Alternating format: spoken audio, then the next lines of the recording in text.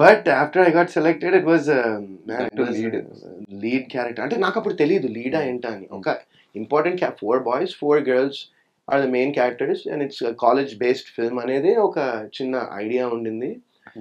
And we didn't even know అప్పుడు నాకు తెలిసి హ్యాపీ డేస్ అని టైటిల్ పెట్టారో లేదో కూడా. బట్ శేఖర్ గారి సినిమాలో ఇలా సెలెక్ట్ అయ్యాము.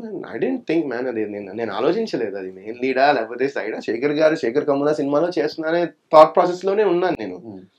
అండ్ ఇక్కడికి వచ్చా, ఇక్కడ వర్క్ షాప్స్ చేసాము, ఇవన్నీ చేసాము. And then we went to ఫిబ్రవరిలో వచ్చాను నేను యూఎస్ నుంచి ఇక్కడికి.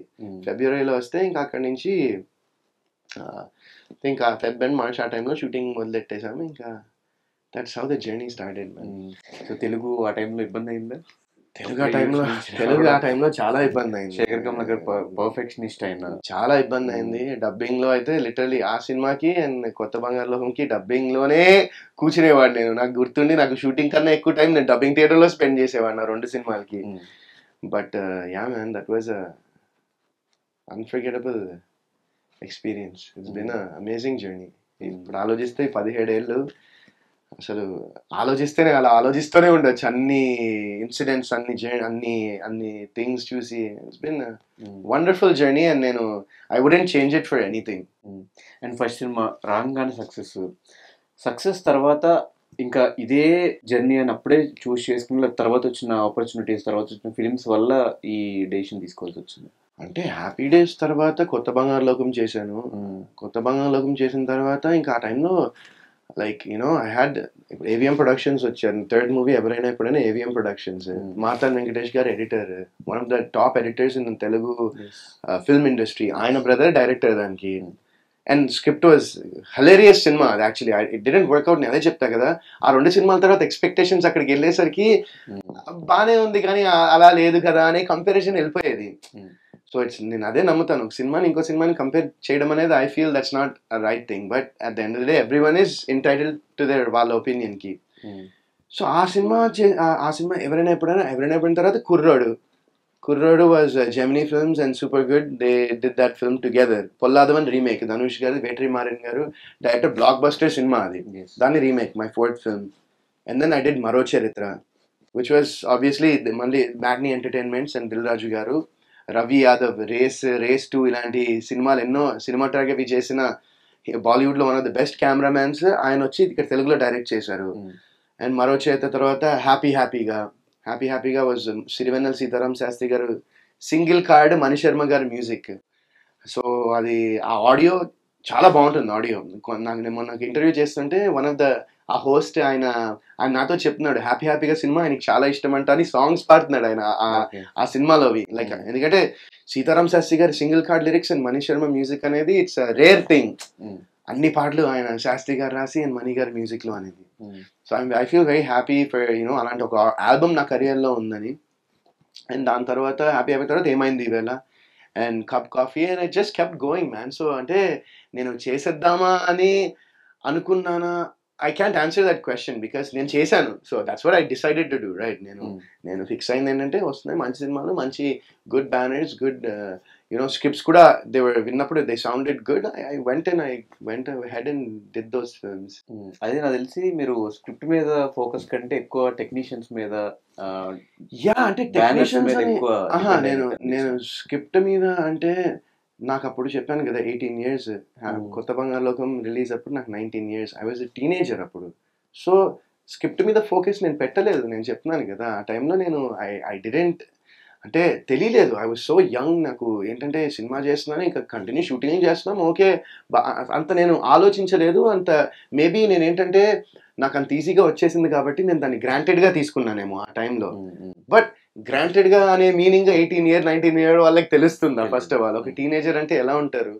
సో నేను కూడా అందరు టీనేజర్స్ లాగే మా ఫ్రెండ్స్ నేను సరదాగా పార్టీలకి వెళ్దాము and I used to have fun with them and ఈ టైం అలా ఉండేదన్నమాట. సో నాకు తెలిసి నేను అంత కేర్ అంత ఇప్పుడు నేను ఆలోచిస్తున్నట్టు అప్పుడు ఆలోచిస్తే బాగుండేదేమో, బట్ ఇప్పుడు ఆలోచిస్తున్నట్టు నేను అప్పుడు ఆలోచించలేను. ఎందుకంటే అది 17 years.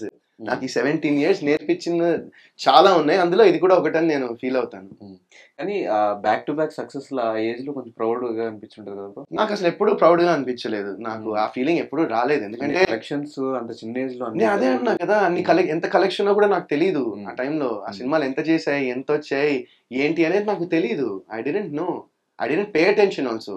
నేను షూటింగ్ చేస్తున్నానా, లేచాను, షూటింగ్కి వెళ్తున్నానా, ఓకే బిజీ ఉన్నానా, ఖాళీగా ఉన్న టైంలో ఇక్కడికి వెళ్ళానా, లేకపోతే ఆ ట్రిప్ వెళ్ళానా, లేకపోతే ఇంకో కంట్రీ వెళ్ళానా, ఇలానే ఉండేది. I didn't focus and put that much effort and ఏమంటారు అదే గ్రాంటెడ్కి తీసుకున్నాను అనిపిస్తుంది నాకు. అంటే దాని విలువ, దాని వాల్యూ, అంటే ఒక సక్సెస్ఫుల్ సినిమా ఇచ్చిన తర్వాత ఒక బాధ్యత, ఒక రెస్పాన్సిబిలిటీ, మనము ఆ రెస్పాన్సిబిలిటీ అండ్ బాధ్యత నాకు తెలియలేదు ఆ టైంలో. ఆనెస్ట్గా చెప్తున్నాను, నాకు తెలియలేదు. I was two young, I was two immature, I was a kid man అంతే. బట్ ఒకవేళ ఆ సినిమాలు కనుక అప్పట్లో సోషల్ మీడియా లేదు కాబట్టి పెద్దగా, ఇప్పుడు రీల్స్, ఇప్పుడు సోషల్ మీడియా వచ్చేసిన తర్వాత ప్రతి సినిమా సాంగ్స్, డైలాగ్స్ అంత వైరల్ అవుతాయి. ఒకవేళ ఆ 2 సినిమాలు ఈ టైంలో రిలీజ్ అయ్యి ఉంటే ఏమై ఉండేది? ఏమై ఉంటుంది, మేబీ 100 కోట్ల సినిమాలు అయ్యేమో, ఏం చెప్తాను. మేబీ అంటే ఆ సినిమాకి ఉన్న రీచ్, ఎందుకంటే హ్యాపీ డేస్ అండ్ కొత్త బంగారు లోకం దేర్ యూనివర్సల్ సబ్జెక్ట్స్. అవి ఏంటంటే అందరూ కనెక్ట్ అవుతారు, ఓన్లీ మన తెలుగు వాళ్ళే కాకుండా దేర్ యూనివర్సల్ సబ్జెక్ట్స్. అవి ఆ స్టోరీస్ విన్న తర్వాత యూ ఫీల్ అది మనలో చందు మన ఇండియాలోనే కాదు, ఇక్కడ ప్రతి చోట ఉంటాడు. ఒక జపాన్, చైనాలో ఉంటాడు, ఒక యుఎస్లో ఉంటాడు, ఒక ఆస్ట్రేలియాలో ఉంటాడు, ఒక లండన్లో, ఎనీ కంట్రీ, ఎనీ ప్లేస్లో ఒక చందు కానీ, ఒక రాజేష్ కానీ, ఒక టైసన్ కానీ, ఇలాంటి వాళ్ళు ఉంటారు.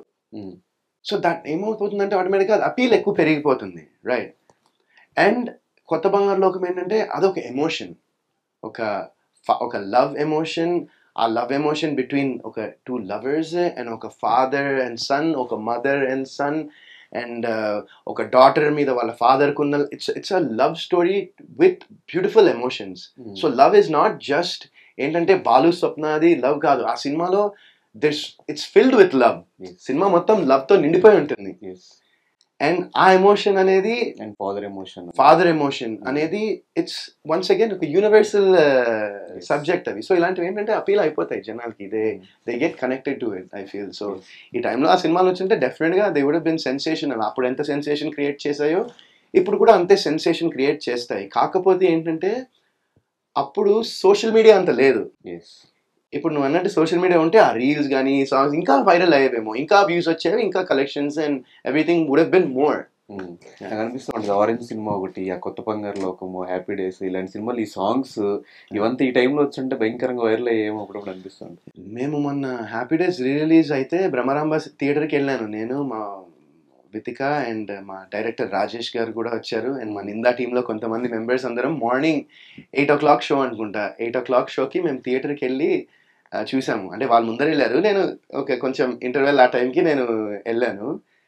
ఓ మై గాడ్, అసలు రెస్పాన్స్ అయితే నేను సినిమా థియేటర్కి వెళ్ళినట్లేదు, నేను ఒక కాన్సర్ట్కి వెళ్ళినట్టు ఉంది లిటరల్గా. డైలాగ్స్ విందాము, లేకపోతే సాంగ్స్ విందామంటే అసలు కార్తిక్ వాయిస్ వినిపించట్లేదు, సాంగ్స్ పాడుతుంటే మొత్తం ఇంకా ఆడియన్సే పాడేస్తున్నారు. అంటే ఆ డిటిఎస్ సౌండ్ ని అది వాళ్ళు డామినేట్ చేసి పాడుతున్నారు. సో అవి ఏంటంటే అవి దట్ మూవీ స్టిల్ ఇప్పటికీ నేను అదే అనుకున్నా. ఆ రోజు నేను థియేటర్కి వెళ్ళినప్పుడు అందరూ ఫోన్స్ తీసుకుని అందరూ రికార్డ్ చేస్తున్నారు, అందరూ పాడుతున్నారు, డైలాగులు చెప్పేస్తున్నారు. బట్ వాళ్ళంతా ఏంటంటే హ్యాపీ డేస్ అనే సినిమా రిలీజ్ అయినప్పుడు వాళ్ళందరికీ మేబీ 5 ఏళ్ళు 6 ఏళ్ళు 4 5 years 6 years ఉంటారేమో. సో అలాంటి వాళ్ళు ఇప్పుడు కూడా ఎంజాయ్ చేస్తున్నారంటే ఆ సినిమాలో ఒక మ్యాజిక్ అనేది ఉంది సినిమాలో. ఇప్పటికీ మీ గురించి ప్రతిసారి ఎక్కడ టాపిక్ వచ్చినా కూడా మాట్లాడుకున్న 2 సినిమాలు అవి. దట్స్ లైక్ నేను అదే చెప్తాను, అది ఒకటి లెఫ్ట్ అయ్యి ఒకటి రైట్ అయ్యి లాగా నాకు అది.